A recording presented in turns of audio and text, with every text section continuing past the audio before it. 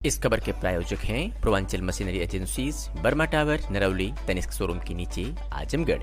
Proprietor हैं अशोक वर्मा और mobile number है 9415207728। नमस्कार, मैं हूं अशोक वर्मा। आप देख रहे हैं टीवी 20 न्यूज। अपने अपने क्षेत्रों की खबरों को देखने के लिए बने रहिए हमारे साथ। अब नजर करते हैं खबरों की तरफ।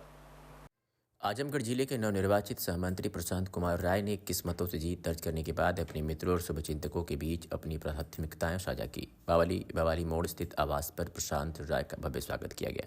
अधिवक्ता प्रशांत राय को उनके मित्रों और समर्थकों ने माला पहनाकर सम्मानित किया। पत्रकारों से बातचीत में उन्होंने अपनी प्राथमिकताओं को स्पष्ट किया। उन्होंने कहा कि युवाओं को सशक्त करना उनकी सबसे बड़ी प्राथमिकता होगी।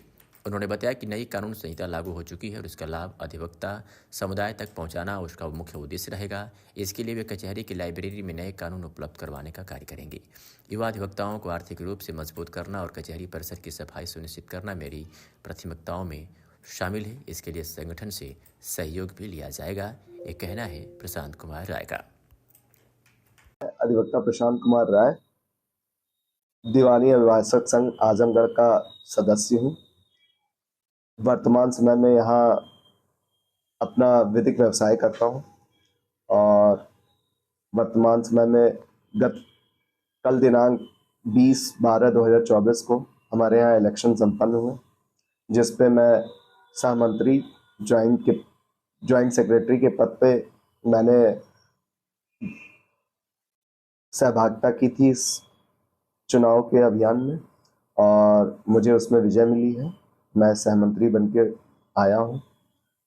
मेरी शैक्षणिक योग्यताएं, मैं BSc, LLB honours, LLM honours, मैंने अपनी विधि शिक्षा बनारस हिंदू यूनिवर्सिटी, जिसको BHU भी बोलते हैं, वहाँ से ली है और मेरी कुछ शिक्षा दीक्षा दिल्ली यूनिवर्सिटी मेन कैंपस से भी रही है और मैं नेट JRF भी हूँ। मैंने इससे पहले मैं कुछ दिनों तक असिस्टेंट प्रोफेसर के रूप में भी 20 दिन का कार्य किया है मैंने, लेकिन उसको कार्य करने के बाद मुझे लगा नहीं कि मैं उस चीज़ के लिए बना हूँ। वो मैंने छोड़ने के बाद मैं दिल्ली सुप्रीम कोर्ट में प्रैक्टिस करने लगा और लगातार 3 सालों तक मैंने वहाँ प्रैक्टिस की और कुछ अस्वस्थ हो जाने की वजह से मैं आजमगढ़ आया और यहाँ आने के बाद मैंने अपने मेरे पिताजी हैं श्री अजय कुमार राय जी, वरिष्ठ अधिवक्ता हैं क्रिमिनल के, उनके साथ ही अपना वर्तमान समय में विधिक कार्य कर रहा हूँ, विधिक व्यवसाय कर।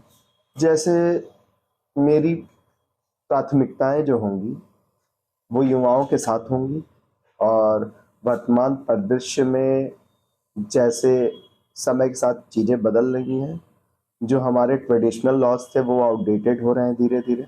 जैसा कि आप लोग जानते हैं कि वर्तमान समय में विगत 1 जुलाई 2024 से हमारी नई संहिताएं लागू हो चुकी हैं।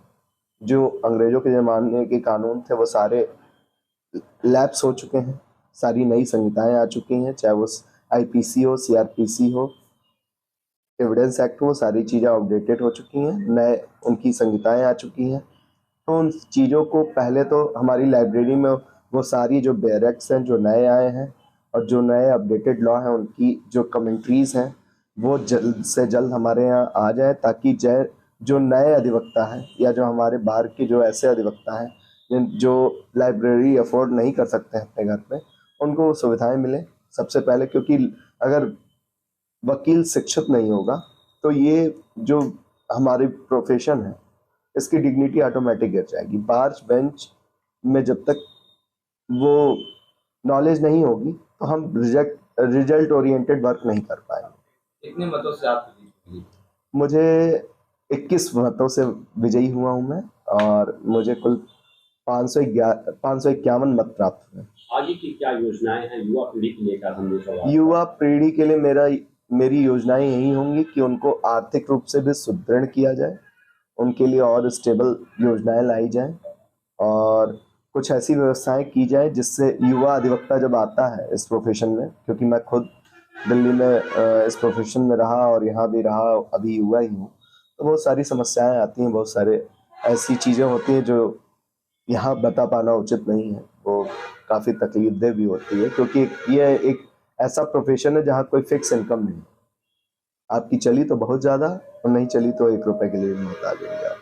तो यहाँ पहले आपको इस व्यवसाय में आने से पहले आपको एस्टैब्लिश करने के लिए ही बहुत ज़्यादा पैसा चाहिए और धीरे धीरे चीज़ें आगे बढ़ती हैं। तो उन युवा अधिवक्ताओं को जो भी हमारी कमेटी की तरफ से या हमारे संस्थान की तरफ से जो भी चीज़ें हमारे बार की तरफ से हो पाएंगी, हम यथासंभव करेंगे।